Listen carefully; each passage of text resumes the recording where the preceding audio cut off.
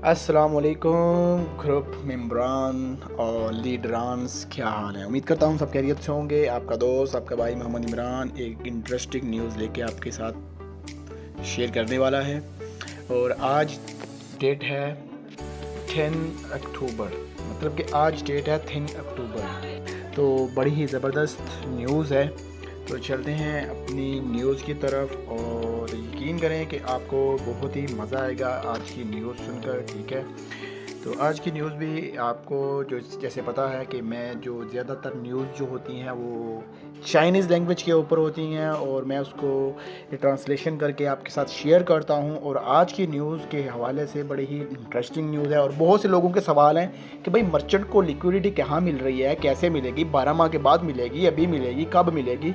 बहुत से सवाल इसके अंदर क्लियर हो जाएंगे। और एक्सचेंज के हवाले से कि एक्सचेंज कब आ रहा है वो भी यही सवाल आपका यहाँ पे क्लियर हो जाएगा जी।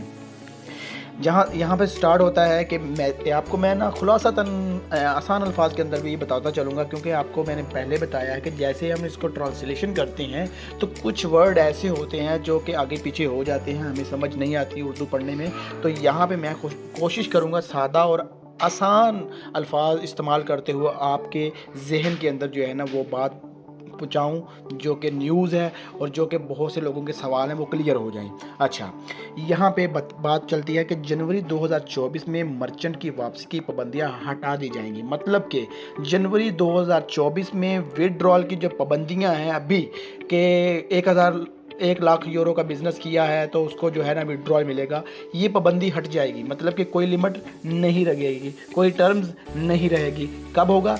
जनवरी 2024 में। अच्छा, आगे ताजरों मतलब कि मर्चेंट के विड्रॉल का जो मामला है उस पर पाबंदियाँ हटा दी जाएंगी। मिसाल के तौर पर 1 साल के अंदर फ़रोख्त में कुछ ज़ाब्ते हैं। मतलब कि चूँकि कुछ छोटे ताजरों की तरफ से फ़रोख्त की जाने वाली कुछ मसनूआत की कीमत निस्बतन कम होती हैं, इससे ये भी तय होता है कि उनके ताजरों के लिए सालाना 8 लाख मतलब कि 8 लाख यूरो की ज़रूरत पूरी करना मुश्किल है। जबकि कुछ ताजर एक घर बेचकर मुतमिन हो सकते हैं। कुछ कंपनी ने इन मसाइल को भी मद्देनज़र रखा है और हमारी पाबंदियाँ 3 माह के मुकम्मल तौर पर हटा दी जाएंगी। अब ये जो है ना इसका क्या मतलब है, ठीक है, जो मैंने पढ़ा है सारा इसका खुलासा बताऊं। कंपनी ने बताया है कि जो मर्चेंट के ऊपर जिसने पिछले 1 साल के अंदर पहले जो बिज़नेस किया है 1 लाख यूरो का, तो उसको जो लिक्विडिटी मिल रही है अभी, तो कंपनी ने कहा है कि हम उसकी लिमिट को कम करके 3 माह के अंदर उस मर्चेंट को जो है लिक्विडिटी दे देंगे, उसको विड्रॉल दे देंगे। अब यहाँ पे है कहने का मतलब है कि हमारे तमाम मर्चेंट्स फ़ंड निकालने के लिए एक्सचेंज पूल का इस्तेमाल कर सकते हैं। ठीक है, यहाँ पे आपको बात समझ आ गई। जैसा कि आप सब जानते हैं कि हाल ही में एक्सचेंज पर हमारी ट्रेडिंग का हुजूम बहुत ज़्यादा रहा है। हमारे वन ने मार्केट में बहुत से लोगों की हमायत की है। बहुत से लोग एक के बारे में पुरुउम्मीद हैं, मतलब कि वन के बारे में बहुत उम्मीदें लगा रखी हैं और 42 यूरो मतलब कि 42.5 यूरो इस्तेमाल करने के लिए तैयार हैं और यूरोपीय कीमतों में हमारे OES को ख़रीद सकेंगे। आम मेंबरान भी मार्च 2024 में रेडिमेशन पूल इस्तेमाल कर सकेंगे। मतलब कि जैसे मैंने पिछली भी वीडियो में आपको बताया कि मार्च 2024 में एक एक्सचेंज लॉन्च किया जाएगा जिसके अंदर मेंबर्स भी मर्चेंट्स भी हर वन इकोसिस्टम का बंदा अपने कॉइन को वहाँ पे एक्सचेंज कर सकेगा। अब यहाँ पे क्या बात है, अक्टूबर से वन एक्सचेंज पूल से निकला भी जारी है। मतलब कि अभी भी विड्रॉल जारी है अक्टूबर के अंदर भी इस माह में, क्योंकि ये बेटा वर्जन है, टेस्ट हो रहा है, ठीक है ना, इसलिए निकालने में एक ख़ास हद तक तरतीबपन है। फ़िलहाल एक माहौलियाती एक्सचेंज पूल ने 10,000 से ज़ायद सिक्के निकालने के लिए इस वक्त दुनिया भर में 700 ऐसे मर्चेंट हैं जिनको लिक्विडिटी दी जा चुकी है और ताजरों की तादाद तकरीबन 62,399 है।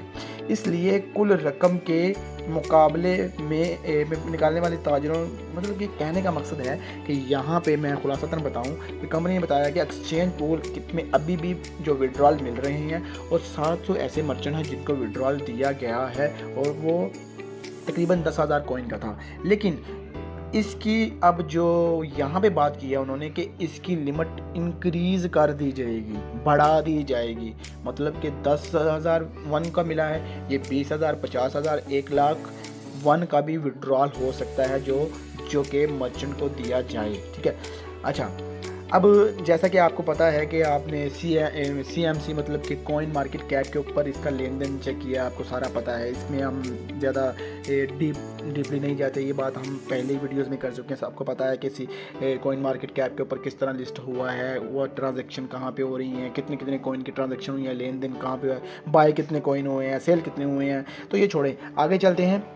ये बड़ी हद तक कि ये लिखा है, ये बड़ी हद तक माल की वापसी के लिए मसले की हिमायत करता है। हम तबादले के लिए मर्चेंट की जज़वी वापसी का मसला मुकम्मल कर सकते हैं। ये एक टेस्ट कामयाब रहा। मतलब कि कहने का मकसद है कि ये जो टेस्ट था जिसमें 10,000 कॉइन मतलब कि 4 लाख एक दफ़ा और 4 लाख एक दफ़ा, यानी कि जो कि विड्रॉल मिल चुका है 8 लाख के करीब जो है कंपनी ने विड्रॉल दे दिए हैं यूरो। तो ये एक टेस्ट था जो कि कामयाब हो चुका। अभी आगे है कि 2024 के आखिर तक जो है ना, कंपनी जो जितने भी मर्चेंट्स हैं उनको जोड़ के उनका वॉलेट जो है यूनिस्वैप एक्सचेंज के साथ या किसी और एक्सचेंज के साथ जोड़ देगी, वो अपने कॉइन को विड्रॉ कर सकते हैं। मतलब कि बड़े आसान अल्फाज में बता रहा हूँ कि वो मुश्किल बात नहीं है।